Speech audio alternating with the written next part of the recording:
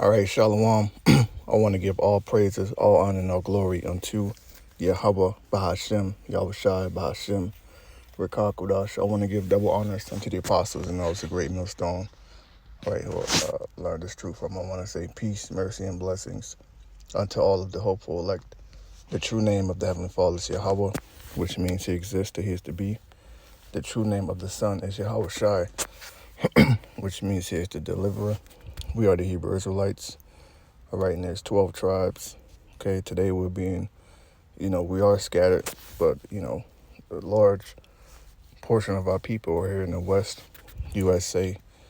We're being called minority. We're being called Black, Native American, Seminole Indian, Latin, Hispanic, West Indian, Haitian, Jamaican, etc.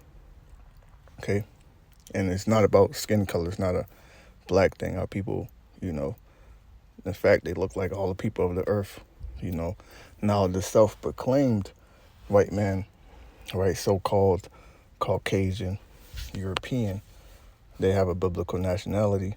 The 1%, the elites, the, banker families, the Ish people. According to the Bible, they're Esau, Edom, Idumea, Mount Seir, and Amalek. According to Bible prophecy, Esau is the end of the world. Jacob is the beginning of it that followed. Okay, it's a lesson from what's the article that I'm gonna base the lesson off, based off this article from Natural News. As you can see, blank, which we got to be careful when we speak about, this pretty much the top nation of Esau. Okay, defies Trump's call to end Gaza war, plans full-scale occupation amid humanitarian crisis. Okay, and this is causing a mass uproar in the Middle East with the people of Gaza, the Palestinians, different Arab and Elamite, and those various different nations over there, man. It's another article from Natural News. UN, just make sure, okay. UN warns 95% of Gaza's farmland destroyed as blanks siege triggers famine crisis. So you can read, right? So we're just going to refer to them as the least of the flock, and you can read that in Jeremiah 50 and 45. I believe it's in another verse too, But yeah, going back to this original article, it says Mr. Trump, or Nero, refer to him as Nero, okay? Mr. Nero pushes for Gaza ceasefire, but faces rejection from the least of the flock, which deems Hamas' demands unacceptable as the IDF prepares to escalate its offensive. The least of the flock aims to occupy 75% of Gaza within 2 months, worsening the humanitarian crisis with collapsing hospitals, famine risk, and mass displacement. Critics accuse them for ethnic cleansing, citing its expansionist policies and deliberate efforts to make Gaza uninhabitable for Palestinians. Okay, now when you hear the word Palestinian in the Bible, you read about the Philistines, like Samson, the story of Samson, which he took a woman of the Philistines. Okay, David and Saul went to war with the Philistines. So the Philistines is talking about is those various different. Actually, when you read the scriptures, the Philistines are Hamites. They come from the line of Shem, right? So when you think about the Palestinians today, those are, a lot of them are Shemites, because you got Elam, you got Ishmael, you got Asher, those various different nations that are all mixed up, and it says that, and a lot of them are Israelites too, because don't get it twisted, our people are scattered all over the world. Despite claims of weakening Hamas, intelligence reports indicate the group remains strong with IDF tactics furthering radicalization. The conflict reveals their long-term goal of annexing Gaza, with global appeals for restraint ignored as civilian suffering deepens. Okay.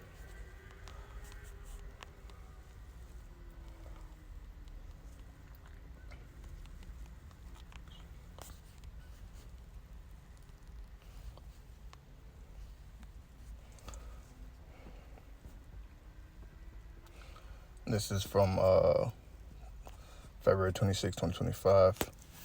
It's hard to believe that it's almost June. We're almost halfway through the year, but you got to give praise to Yahweh Shem Yahushua for speeding up the days, speeding up the time and shortening the days.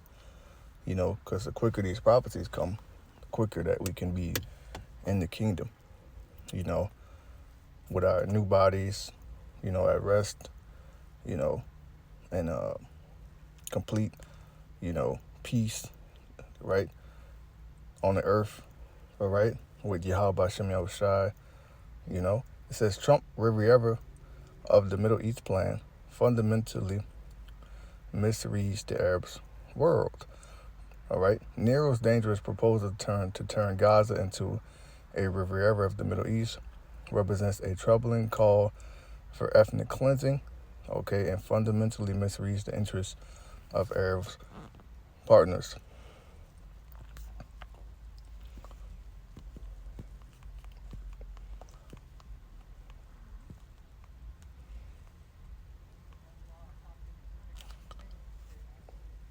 Okay, the Riviera is a Mediterranean coastland stretching from Cannes, France to La Spezia, Italy. The Italian Riviera, known as Riviera Ligure, is famous for its beaches, colorful towns, and over 300 days of sunshine annually. Okay, so that's what they want to turn Gaza into. Okay, and that's going to cause a lot of the big G word, all right, and a lot of displacement and a lot of death. Back in this first article here, the initial one, it says, in a dramatic clash of geopolitical wills, Nero has declared his intention to end the conflict as quickly as possible, with reports suggesting a new ceasefire proposal may be soon announced. However, they have already rejected the framework, the least of the flock that is, citing Hamas' impossible conditions, with the IDF prepared to escalate offensive aiming to occupy 75% of Gaza within 2 months, as tens of thousands of Hamas militants remain operational and civilian suffering intensifies. Nero's frustration grows, with the least of the flock refusing to halt this campaign. The prospects for peace appear bleak. The situation underscores a deepening divide between Blank's vision of conflict resolution and their uncompromising military strategy, which critics argue has devolved into a campaign of ethnic cleansing against Palestinians. Where Gaza's infrastructure in ruins and millions displaced, international community watches as IDF war machine grinds forward, indifferent to global appeals for restraint. All right, Trump's ceasefire push meets Israeli resistance. Trump, who positioned himself as a deal maker capable of brokering Middle East peace, expressed a clear frustration over stalled negotiations. Yet Israeli officials dismissed the proposed terms, claiming Hamas demands, including a full withdrawal of IDF forces and the release of Palestinian prisoners, are non-starters. The rejection highlights their determination to continue its offensive. So they're not listening to Trump, man. Okay? And these two nations are allies, one of the top allied nations on the planet. Okay, the West and the least of the flock. Okay?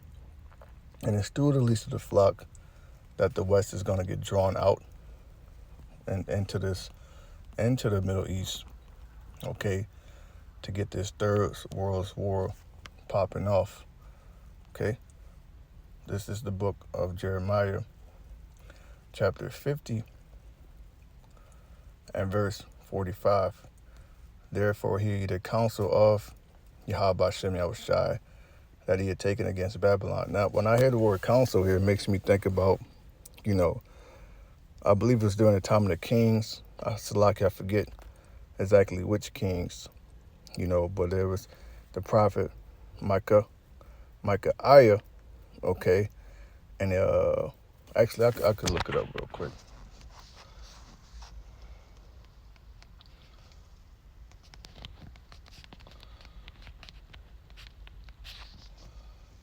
Yep, this is 1 Kings.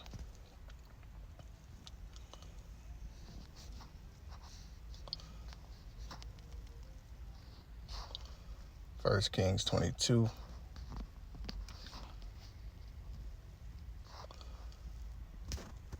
You have the time of King Jehoshaphat, king of Judah, and the king of Israel.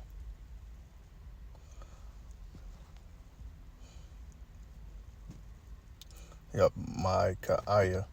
So I'm going to jump down. It's a very good read. Jump down to verse 19. And he said, Hear thou the word of Yahweh Hashem Yahushai. I saw the Lord sitting on his throne, and all the hosts of heaven standing by him on his right and on his left. And the Lord said, You shall persuade Ahab that he may go up and fall at Ramoth Gilead. So there's a council that's actually going on in the heavens, about how this place is gonna be destroyed.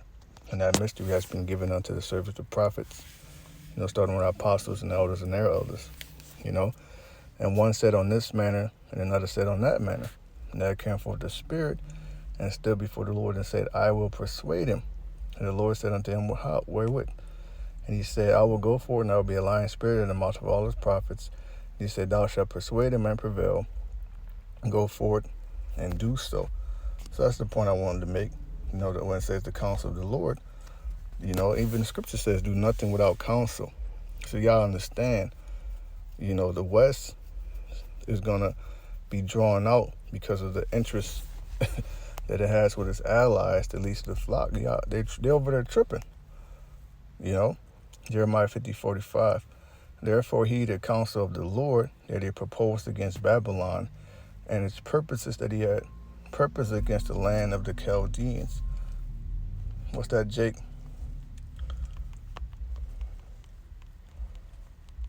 Yeah, 4 extra.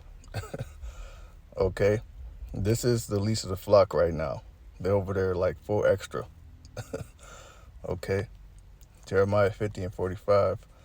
Therefore he, the counsel of Yahweh Hashem Yahushai, that had taken against Babylon, and its purposes that he had proposed against the land of the Chaldeans, surely the least of the flock shall draw them out.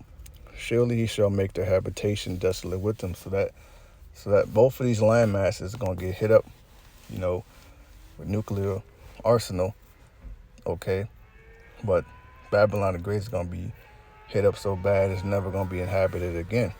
And that's how it's going to happen. They're going to get drawn out, as you can see. They're not listening. They're not taking heed to counsel. They're not respecting the commander-in-chief, which is Trump right now. It says the rejection highlights blank's determination to continue its offensive. And this proves that these are not the people of the Most High. When the real people get back in power, there will not be any wars, especially in the land of Israel, but it's not going to be any war, right? Zechariah 9:6. And a bastard shall dwell in Ashdod, and I will cut off the pride of the Philistines. Now, when you go to, I believe it's Hebrews 12, it says, if you be without chastisement, then you are bastards. And, Israel hasn't been getting chastised. We've been in and out of captivity.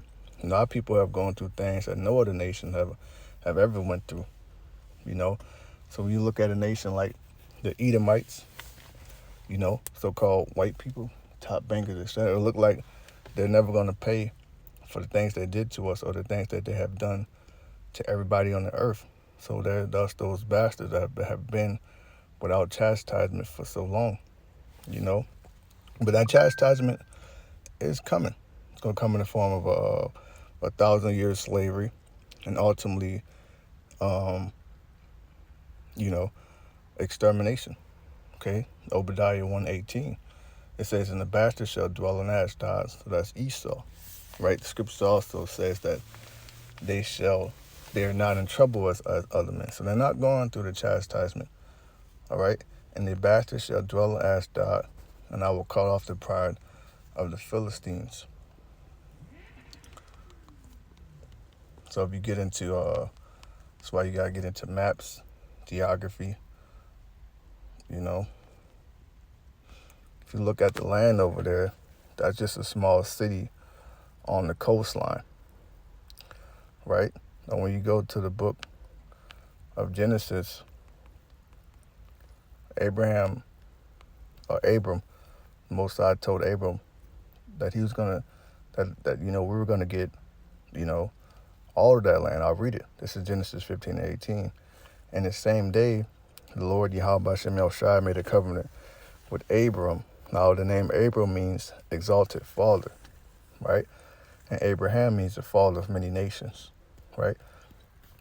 Saying, unto thy seed I have given this land, that's the Israelites, from the river of Egypt, all right, which is, the Nile, all right, to the west, unto the great river, the river Euphrates, okay? So if you go down, you'll see Egypt is not too far from the Holy Land, right? So, let's see. Let me see if I can find the map.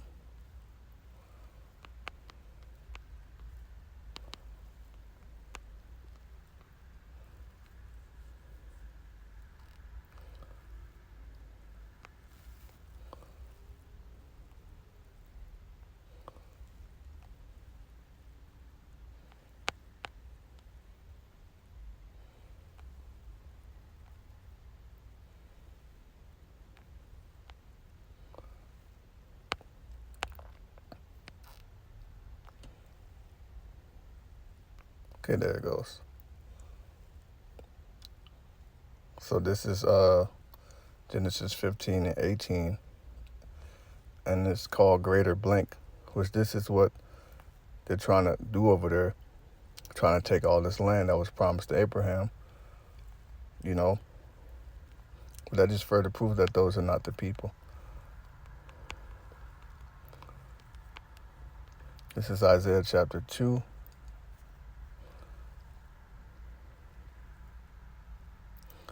And for time's sake, I'm going to get right to the point. Isaiah 2, verse 4. And he shall judge among the nations.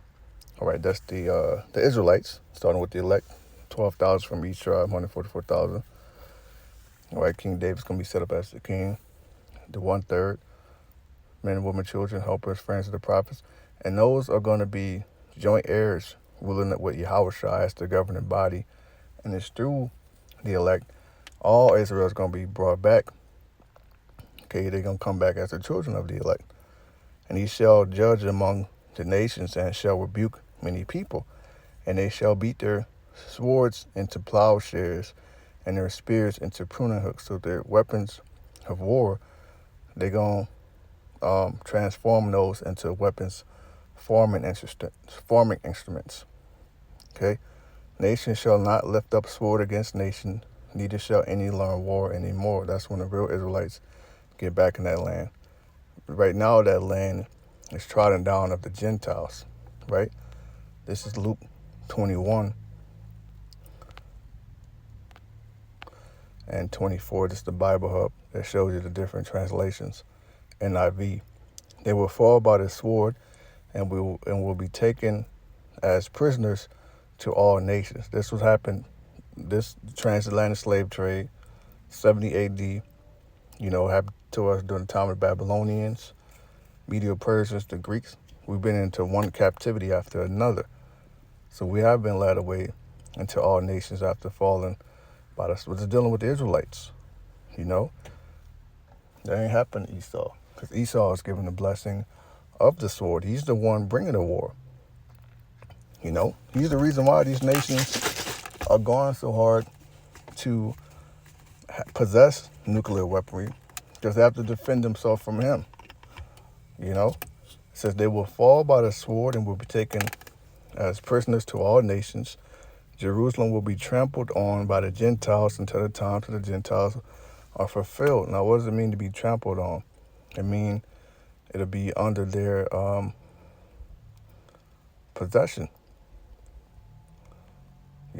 I had it earlier. Let me see. Okay, if you hit study, it says, they shall fall by the edge of the sword. This phrase refers to the destruction and devastation that will come upon. Now, right there it says Ish, but replace that word with Israelite, because back then they were not called Ish. They were called Hebrews, or just Jews, okay? It says, will come upon the Israelite people during the Roman siege of Jerusalem in 70 AD.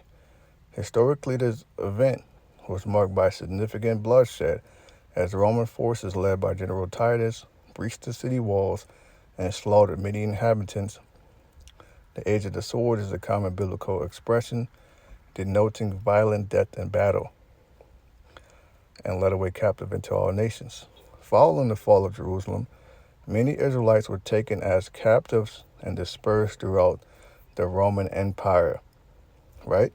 This dispersion or diaspora fulfilled prophecies such as those found in Deuteronomy 28:64. Okay? So when you think about, Europe and why people got took captive in those different lands, man. Okay? And they began to take over. Okay? It says, where the Most High warned of scattering his people among the nations due to disobedience.